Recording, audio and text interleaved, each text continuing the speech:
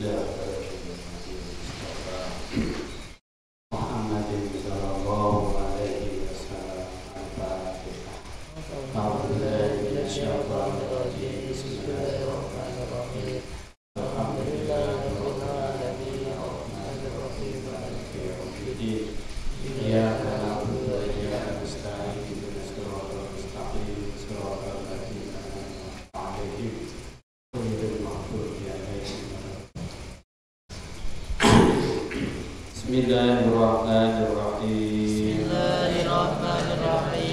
Subhanakallahumma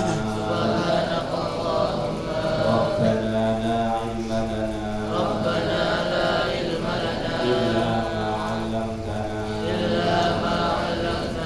innaka antal alimul hakim. Wa alaina innaka antat tawwabur rahim. Taqabbal minna innaka antas samiul alim wa 'allimna min ladunka ilman nafi'an ya dzal jalali wal ikram. Allahumma iftah lana hikmataka wa ansur alaina rahmataka ya dzal jalali wal ikram.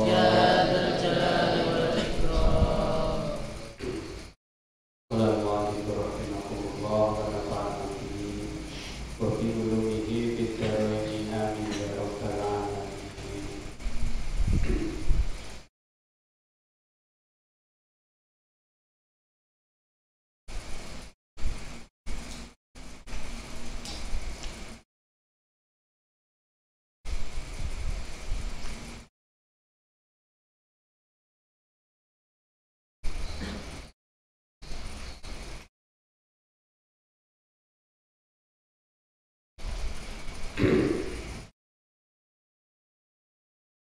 Wa muhibbu dunya utawi wong kang demen dunya.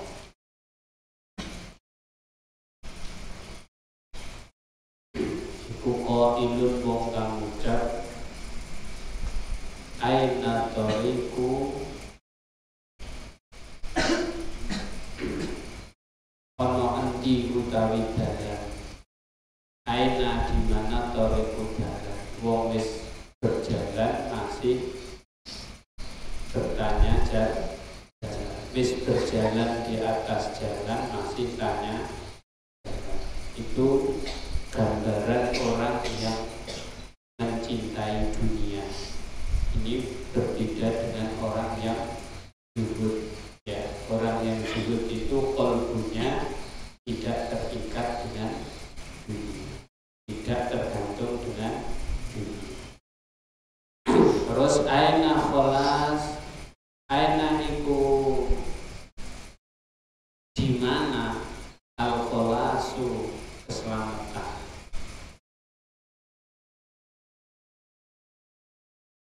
Kamus kiri surbit tilar, kamus kiri surbit tilar, koyo wong kang mendem. Dia bertolak naik. Bila itu pokoknya sih memabukkan. Jadi wong itu kalau cinta dunia itu seperti orang yang sedang mabuk. Kalau wong mabuk itu seperti orang yang mabuk. Yani kersaaken sapa musone. Artinya yang dimaksud nanggung di atas anaman satemene wong lam yazhad, orang yang tidak zuhud. Jadi orang yang tidak zuhud berarti orang yang selalu mencintai dunia. Orang yang selalu mencintai dunia itu seperti orang yang sedang mabuk. Lalu anaman lam yazhad, sesungguhnya orang yang tidak mau zuhud di dunia, ya artinya zuhud yaitu benci dengan dunia. Benci bukan berarti tidak punya dunia, namun dunia itu tidak membelenggu pada jiwanya atau hati. Wa yaman iku muhibbun wongkan demen orang yang cinta. Wa yaman iku muhibbun wong demen laha maring dunya. Yakunu iku ana sapa man misla sakroni, ana sapa man misla sakroni seperti orang yang mabuk. Awil ghariki atau seperti orang yang tenggelam. Gharik. Jadi orang yang tidak zuhud atau orang yang mencintai dunia itu seperti diumpamakan seperti orang yang sedang mabuk atau orang yang sedang tenggelam. Balayah tadi mongko ora aweh pituduh, jadi dia tidak mendapatkan petunjuk. Balayah tadi mongko tidak mendapatkan petunjuk ila toriki, maring dalan, wis dia sudah berada di jalan tapi dia masih menanyakan jalan. Ini wis kate ning jalan jurusan Balikpapan, tapi dia masih tanya Balikpapan, jalan Balikpapan. Padahal yang dia lewati itulah jalan menuju ke Balikpapan. Baldaiman balik khale daim selamanya yakulu ngucap, atau daiman selawase yakulu ngucap sokoman, terus dia akan mengatakan aina thoriq, mana jalannya, mana jalan menuju ke Balikpapan mana, padahal jalannya menuju ke Balikpapan itu sedang dilewati. Dia mengatakan aina thoriq, aina thoriq. Terus aina kholas, juga dia mempertanyakan tentang keselamatan tadi. Dari mana Kir? Tidur gak? Aina kholas, mana keselamatan? Di mana keselamatan? Wadzalika utai mengkono kaul.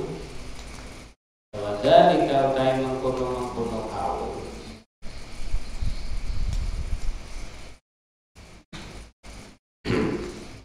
Listigoli dohirihi iku krono ketumpule dohire man.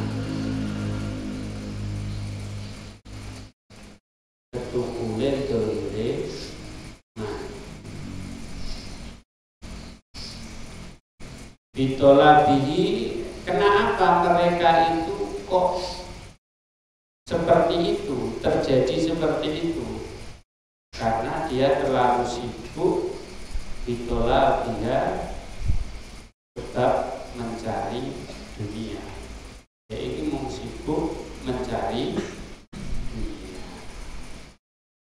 Akhirnya dia mau, karena hatinya itu dipenuhi dengan kecintaan akan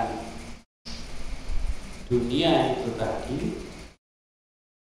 sehingga dia seperti orang yang sedang mabuk. Jadi yang di hatinya, pandangannya, pendengarannya, perasaannya, semua itu tertuju pada dunia. Dan itulah yang membuat mereka itu diumpamakan seperti orang yang sedang mabuk. Karena sibuk, ya, dohirnya itu sibuk digunakan mencari dunia. Wa batinihi, dan batinnya biirodatiha, batine dohire wis sibuk, batine juga, ya toh, biirodatiha, batinnya itu berirodah itu berkeinginan untuk mendapatkan dunia tadi. Dohire wis sibuk, ya toh. Kalau umpama orang zuhud, dohire kelihatannya sibuk, namun batinnya tidak berharap dengan dunia. Ada yang seperti itu.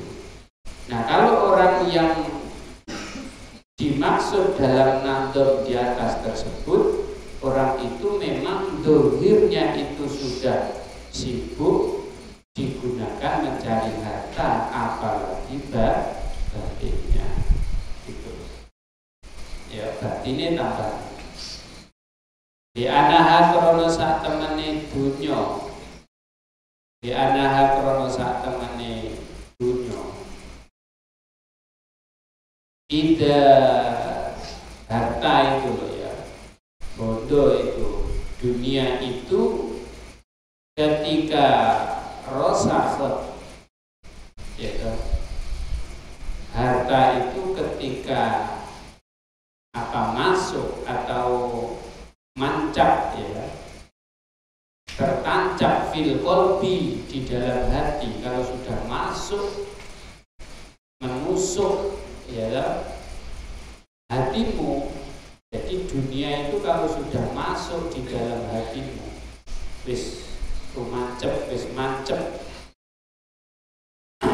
ya, di dalam hatimu, doharo, maka jelas, ya,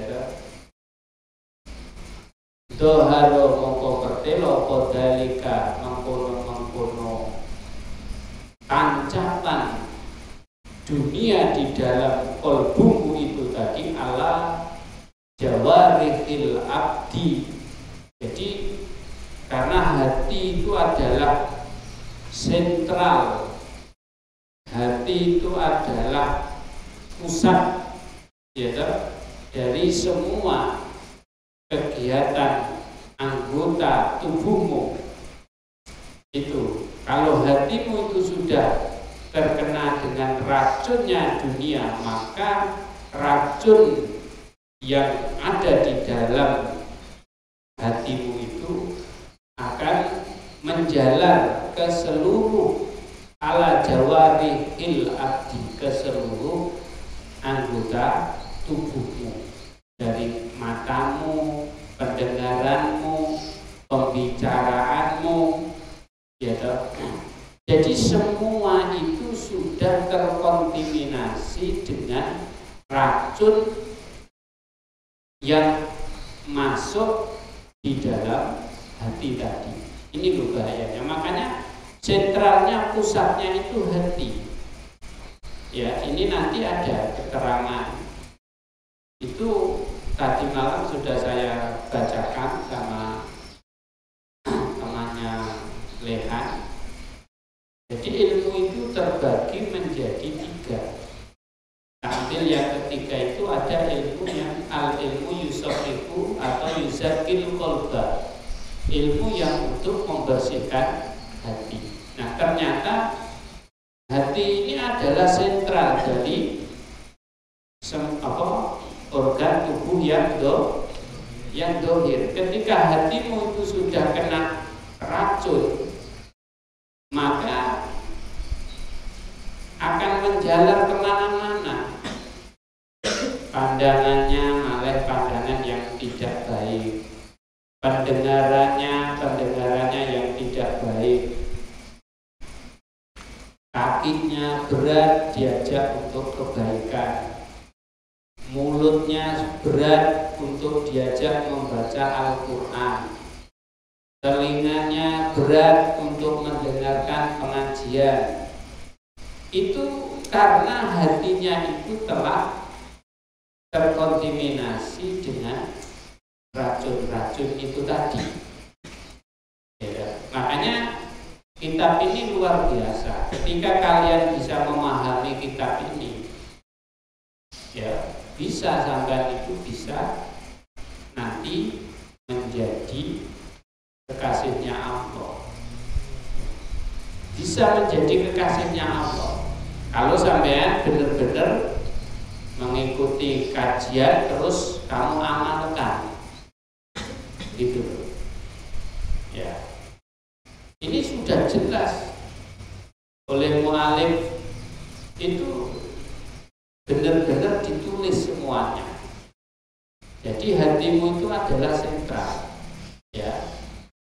Alasannya di anaha ida rosakot fil qalbi.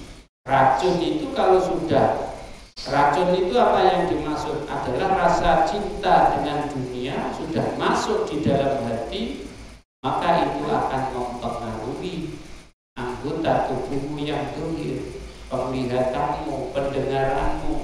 Berat. Nah, ketika hati itu sudah kotor, hati itu kena racun, sampean itu malas ngaji, malas belajar, malas sholat, malas, semuanya itu malas. Itu sudah bisa dipastikan bahwa hatimu sedang ada penyakit. Itu sudah bisa dipastikan. Dipastikan bahwa hatimu ini sedang dalam keadaan tidak baik saja. Itu bisa dipastikan. Nah, kok ada para santri itu yang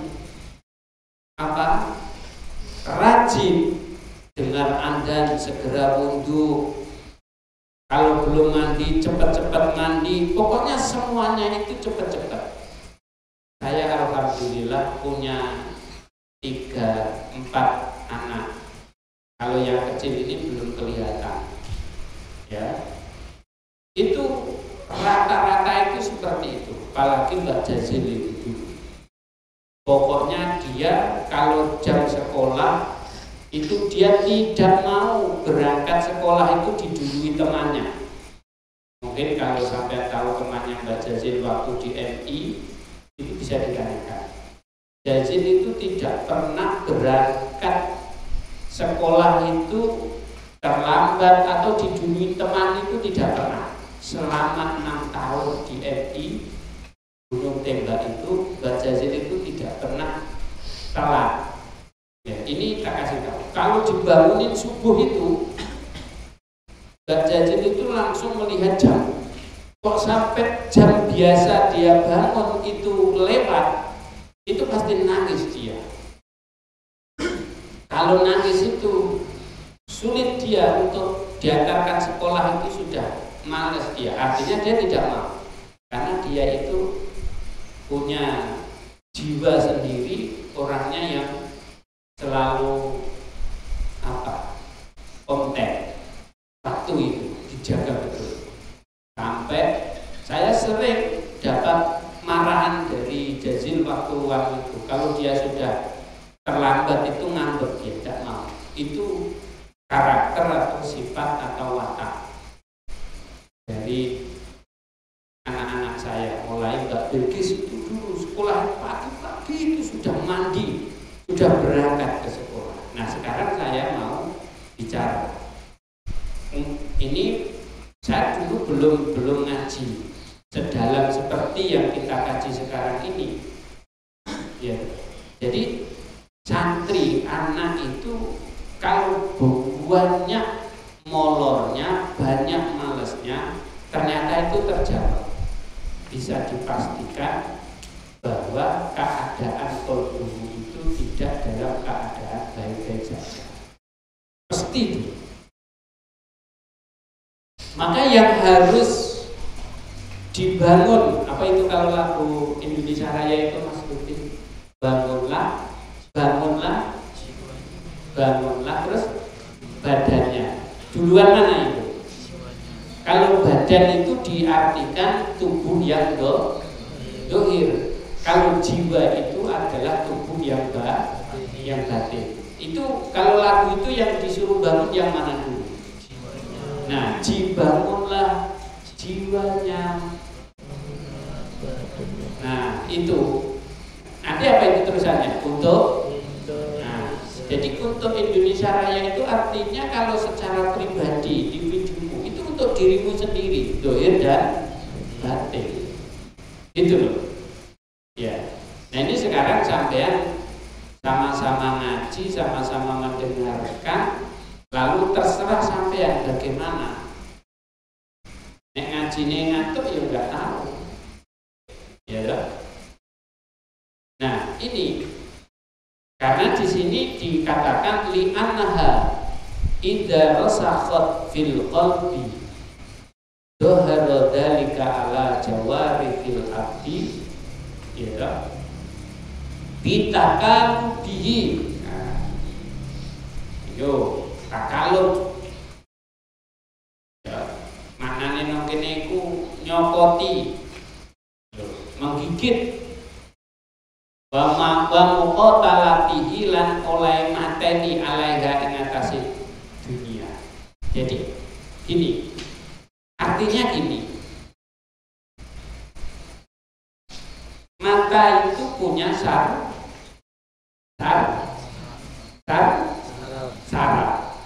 Telinga punya saraf. Mulut punya saraf. Nah, dari saraf-saraf atau serabut-serabut, ya kan ilmune listrik namanya kabel.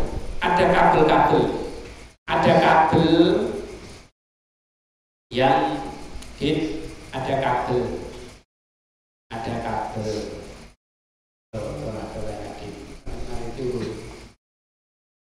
kabel, ada serabut, ada saraf ke mulut, ada saraf ke telinga, ada saraf ke mata, ada saraf ke tangan, ada saraf ke kaki. Semua ala jawarih, anggota tubuhmu itu semua diberi kabel oleh Allah, diberi saraf oleh Allah.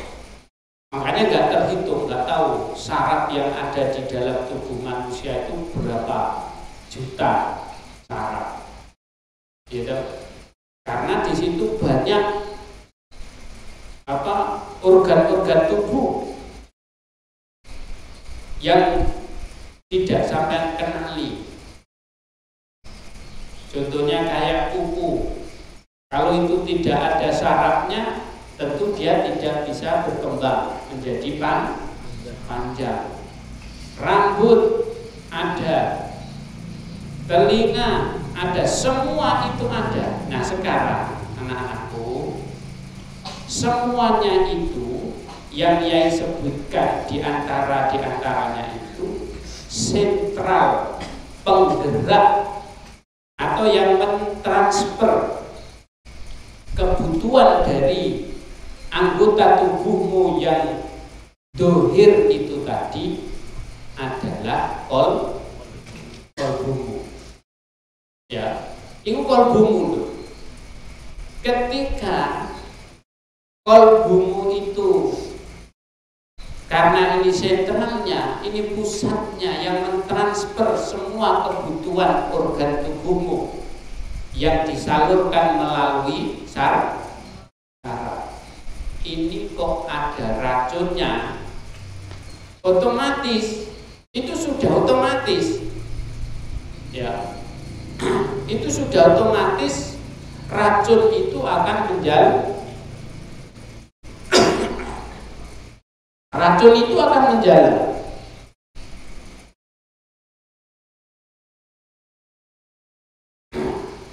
Racun itu akan menjalar. Nah, kalau umpama pas kebutuhannya sampean berkaitan dengan mata yang teraliri dengan saraf yang teraliri dengan katakanlah energi, yaitu karena yang mentransfer semua energi-energi itu tadi adalah kolbumu. Pas kolbumu kena racun, senengnya apa? Pasti kalau itu urusan melihat berkaitan dengan urusan melihat berkaitan dengan mata. Lalu apa yang disukai mata ketika kolbunya itu tadi tercampuri atau terkontaminasi dengan racun? Maka yang disukai adalah melihat sesuatu yang berkaitan dengan maksi. Wis senenge ngono iku tok bisa. Ya, kita kaji tenan sampeyan. Senangnya itu seperti itu.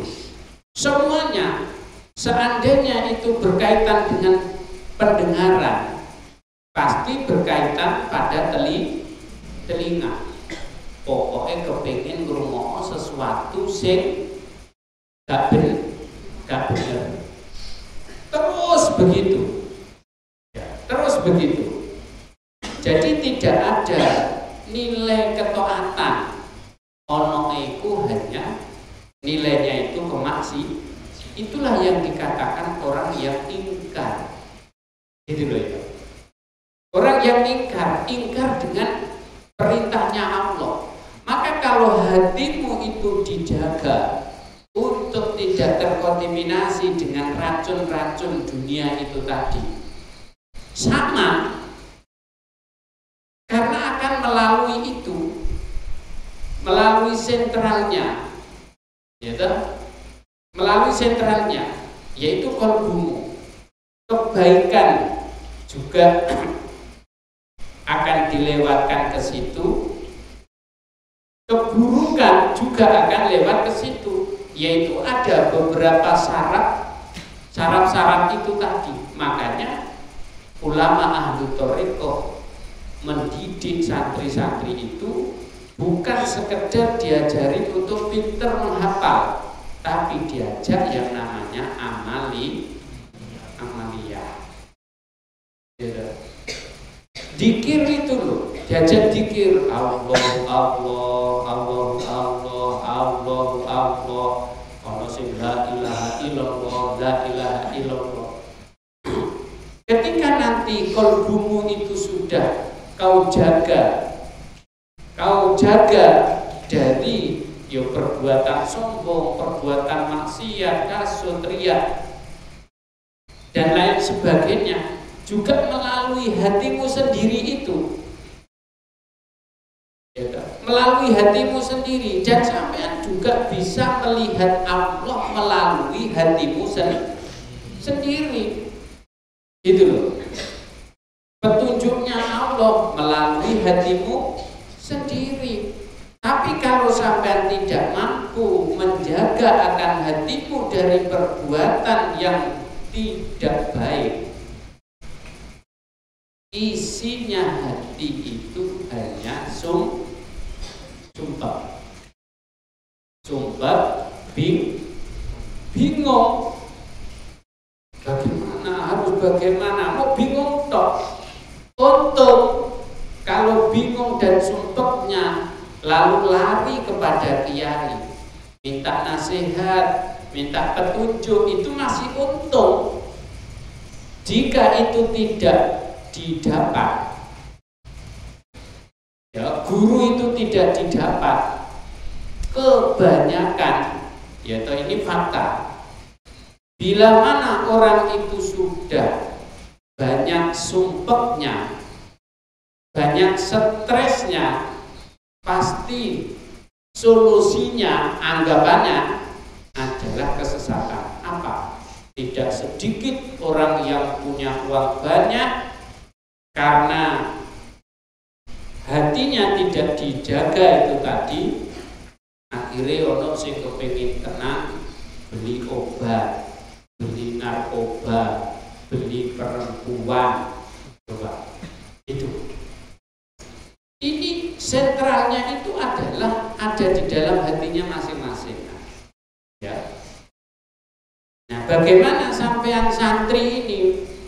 mulai kapan Nyai? Saya kan masih kecil. Jangan ngomong kecil loh. Sampean jangan berpikir sampean ini masih pelajar SMP. Jangan. Ya. Yang namanya idza jaa ajaluhum, ajal ini kita tidak tahu, tidak menunggu sampean nikah. Kadang belum nikah, ada yang sudah dipang, ada yang baru nikah, pengantin baru juga dipang, dan seterusnya. Jangan ngomong masih kecil, masih SMP, Bapak. Jangan. Mulai saat ini kalian berada di pondok. Karena apa, anak-anakku? Orang sekarang ini tidak seperti orang zaman dulu. Kalau orang zaman dulu mondoknya butuh waktu lama. Kalau santri sekarang enggak, mondoknya sedelok. Maka orang zaman sekarang itu umurnya, usianya itu makin pendek. Ya, jarok nanti sudah nikah, punya anak, umurnya wis 35, 40, 50, wis disebut mbak, nenek. Kalau dulu orang umur 50 itu masih separuh perjalanan hidup di dunia. Sekarang enggak. Ya, sekarang enggak. Sekarang usianya manusia sekarang ini enggak bisa panjang seperti orang dulu, seperti mbah-mbahmu dulu yang mampu 80, 90 sampai 100. Sekarang enggak. Sekarang ini umur 40, 50, 60 itu mentok. Kenapa? Ya, karena semuanya itu minta dipercepat. Semua minta dipercepat. Dulu kecil saya itu kita sulit makan ikan. Maksudnya ayam. Karena kalau mau motong ayam harus nunggu minimal itu 7 sampai 8 bulan. Ayam kampung itu baru segini, Mas Lutfi. Baru bisa dibakar atau bisa dipotong. Sekarang ayam yang kalian makan itu usianya itu cukup 1 bulan 10 hari. Kayak 1 bulan 10 hari berarti berapa? 40 hari orang yang punya kandang itu ayam itu sudah dipotong. Bagaimana usianya ayam dipendekkan, yang mengkonsumsi ayam manusia? Ayo. Kenapa ayam itu kok yang harusnya itu umur 8 bulan, 7 bulan baru bisa dipotong, ini 1 bulan 10 hari sudah dibikin sate. Kan dipercepat ini. Dipercepat besarnya, semakin pendek usianya. Sampai juga harus nyadar ini. Ini rangkaian yang tidak bisa kita hindari dengan proses kita menjalani kehidupan. Jadi sampai jangan berpikir, oh nanti umur 80 aku baru mau ngaji sama yai tentang hati umpama. Oh, yai ini wis gak ono. Iya dan sampean sampai umur 80. Makanya ini ya kalau sampai mampu di pondok 6 tahun, ya di waktu 6 tahun itu harus dimaksimalkan. Harus sampai jos. Wong yai aja dulu masih umur belasan itu loh. Lihat umur berapaan? 16 ya. Umur 16. Saya umur 17 itu wis jos. Tak bilang sudah berani cirakat saya umur 17 tahun, 18 tahun, 19 tahun itu saya yai itu sudah punya tamu jauh-jauh. Sudah didatangi orang-orang dari Bojonegoro, dari Lamongan, Gresik, Surabaya. Waktu itu saya berada di Tuban, dari orang Tuban sendiri, masih bujang, umur 18 tahun, 19 tahun itu kan, ya itu sudah didatangi orang, ya artinya sudah banyak orang yang bertanya, gitu loh. Nah ini kalian harus paham. Nah kalau sekarang sampean itu waktumu mbok sia-siakan, dit gaceng rajin, lem, turu lem, ya, mana, wis, nggak nutut sampean. Makanya sekarang ini kalau dulu saya masih ingat sama almarhum Mbah Anas itu gini, lem. Kamu harus bisa menyukseskan duniamu. Zamannya saya pondok di bawah usia 40. Jadi di bawah usia 40 itu Mbah Anas pesan sama saya secara pribadi, kamu harus bisa menyukseskan urusan duniamu. Makanya saya pulang dari pondok, saya nggak segan-segan sambil ngajar ngaji. Saya nggak ngajar ngaji bayaran, privatan tapi nggak bayaran. Tapi saya minta waktu bekerja, kerja saya.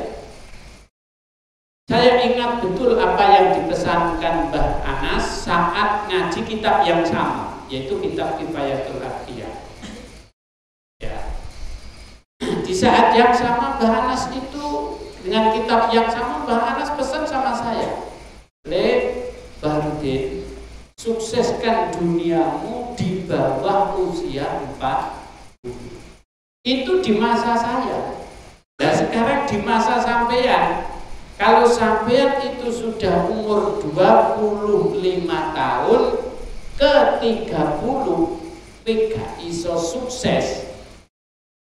Ya toh, nek sampean saya umur 40 ditarget sama Mbah Anas, disuruh bisa menyukseskan dunia. Ketika nanti kalian itu sudah di atas umur 40, bahasanya itu disuruh zuhud kalau di kitab ini. Bukan berarti tidak bekerja, bukan berarti tidak punya harta. Tetapi harta-harta itu, pekerjaan-pekerjaan itu tidak membelenggu hatimu. Itu. Harta itu tidak mengikat hatimu, tidak menjadi suatu sandaran hatimu. Itu yang dimaksud disuruh menyukseskan dunia saya, duniamu di bawah usia 40. Karena apabila sudah umur 40, seandainya saya ini tidak sukses, saya punya keyakinan hidup saya itu mungkin ya biasa-biasa saja. Karena leteng saya bekerja, teman-teman saya yang di sini bekerja, ada yang sudah meninggal, ada yang masih hidup. Tapi sampai sekarang ada juga yang sampai belum punya rumah. Loh, coba. Makanya sekarang saya tafakulan, tabarukan wa tafakulan neng Mbah Anas. Saya menyampaikan ini. Ini apa yang Yai sampaikan ini seperti apa yang disampaikan oleh guru saya, yaitu Mbah Yai Anas Abdul Halim. Sekarang kalau bicara usia, kalau sampean itu sekarang banyak malese di usiamu ini, itu kalau saya mengacu pada apa yang pernah dipesankan Mbah Anas, sampean itu belum ada tanda-tanda kesuksesan di usia di bawah 40. Maksimalnya 35 lah sampai. Yai turunkan dari Yai dipesankan 40, sekarang sampai 35. Sekalian tidak bisa sukses duniamu di usia itu, itu sudah berat. Lalu bagaimana Yai supaya apa yang Yai sampaikan, guru saya Mbah Anas menyampaikan kepada saya, sekarang saya menyampaikan kepada sampean. Apa yang saat itu Yai lakukan setelah Yai itu diberi nasihat sama Mbah Anas seperti itu? Itu tadi di antara nilai ta'ala anak-anakku, santriku semuanya. Jikalau setelah saya mendengarkan nasihat guru seperti itu, yang pertama saya lakukan, saya tidak pernah meninggalkan yang namanya sholat malam. Karena sampai tidak akan bisa. Pama nanti puasa, liburan, itu sudah tidak bisa sampai. Di rumah mau sholat malam itu sudah tidak bisa. Tapi nanti kalau di pondok, coba awali bulan Ramadan ini, jadikan bulan tarbiyah untuk kalian. Memahami apa yang dipesankan Yai pada sore hari ini. Coba sing lanang sing wedok belajar bener-bener sholat malam ini, supaya apa yang Yai sampaikan, yang Yai dapat dari guru Yai, dan sekarang Yai menyampaikan kepada kalian, supaya kalian itu mendapatkan kesuksesan dengan fatwa yang sama, dengan nasihat yang sama. Dan dikala itu Mbah Anas juga membaca kitab Kifayatul Adhiyah, jamnya sama, pada asar seperti ini. Itu untung. Kadang-kadang saya banyak nggak bisa mengikuti kajian kitab Kifayatul Adhiyah karena saya harus membantu tukang. Karena tukangnya itu ada di lingkungan pondok, saya selalu mendengarkan. Yai ngajinya juga pakai mic, sambil ngaduk luluh itu loh, sambil bawa boto itu loh. Bolehlah tangan saya megang boto, ngaduk luluh, masang boto, telinga bebas kok. Ayo dengarkan itu, apa yang disampaikan. Makanya Kiai ini selalu mengakui santrinya, yaitu baik yang secara langsung atau hanya mendengarkan. Ya seperti itu Mbah Anas itu. Kebetulan Mbah Anas itu ada santri yang tidak selalu bisa aktif untuk mengikuti kajiannya secara langsung, mendengarkan di luar pondok, di luar aula gini. Saya kerja di samping sini, saya mendengarkan meskipun sambil ngaduk luluh. Dari sini ya. Nah, sekarang sampai paham. Kalau sekarang, umur sekarang banyak kelelet-kelelet. Apa kelelet-kelelet itu? Mal? Sudah kecil harapannya. Tanda 35 sampai mau jadi orang sukses itu berat. Berat sampai ya. Kalau apalagi kalau cuma mau happy-happy saja, mau senang-senang saja, wes berat. Maka saya berharap dan kalian selalu yang doakan setiap ba'da sholat, baik itu sholat yang wajib atau sholat yang sunnah. Yai selalu mendoakan kalian semua, tidak pernah ditinggalkan doanya.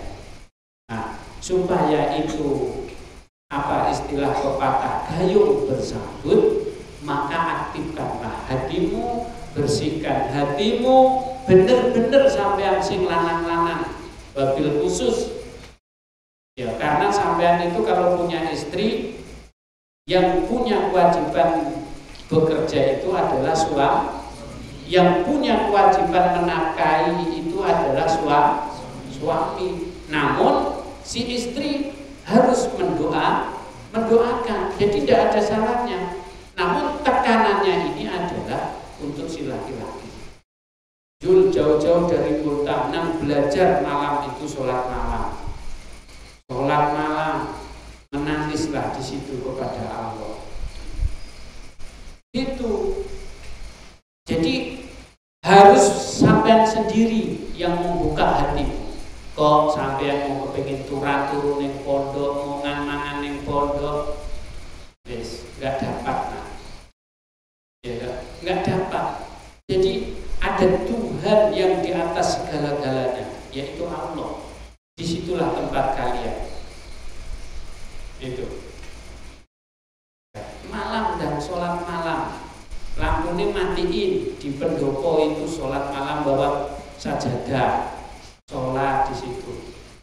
Di pendopo itu dulu belum di keramik, masih baru diuruk.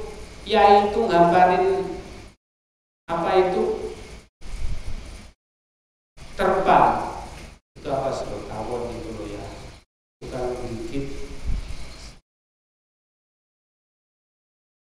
Pegangan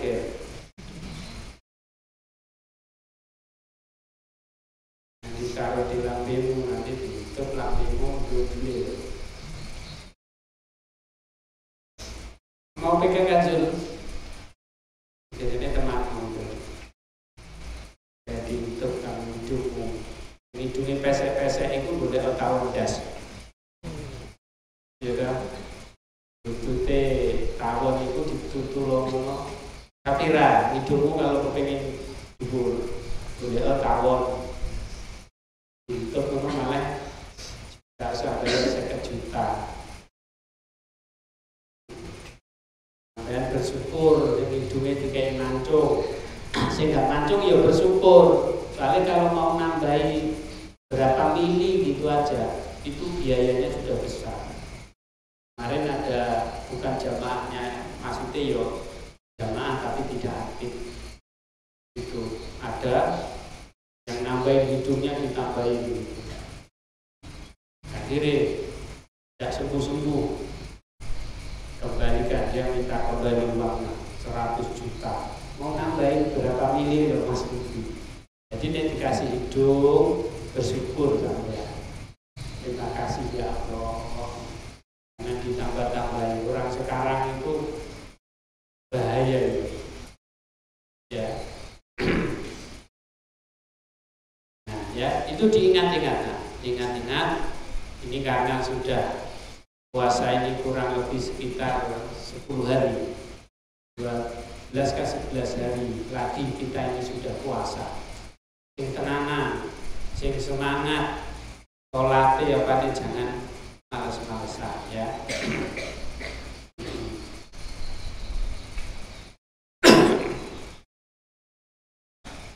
Jadi di sini bitakalubihi itu menggigit wa muqatalatihi dan mematikan ala ing atas dunya. Waya selubu mongko dedel ing abet sapa Allah Gusti Allah lada tal qanaati ing nikmate qanaah. Jadi enggak ada rasa syukure wis gak ono, dilepas oleh Allah, diklenteki oleh Allah. Bayamna ulan nyegah sapa Allah ing abet siasat azahidina ing siasate wong kang padha zuhud ya iku wis gak dikeki wis tersiksa loh. Orang yang gak bisa punya rasa zuhud itu tersiksa.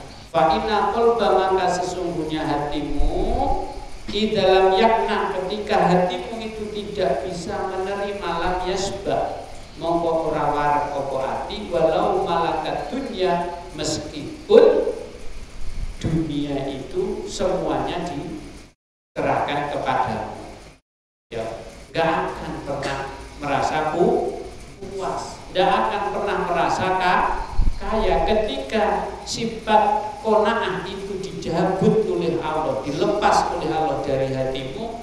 Meskipun dunia seisinya itu kau miliki, kau tidak akan pernah merasa puas. Ya, dihada firiha kelawan nopon iku perhiasane dunia. Fakina idin mongko nalikane nopo iki kilam yasba ketika kau tidak bisa merasakan kepuasan.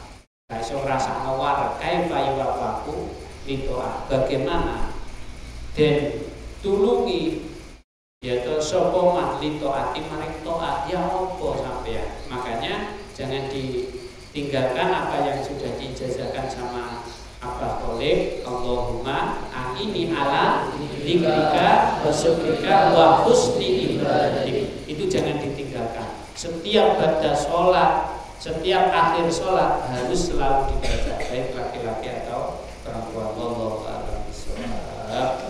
Rabbil fa'ana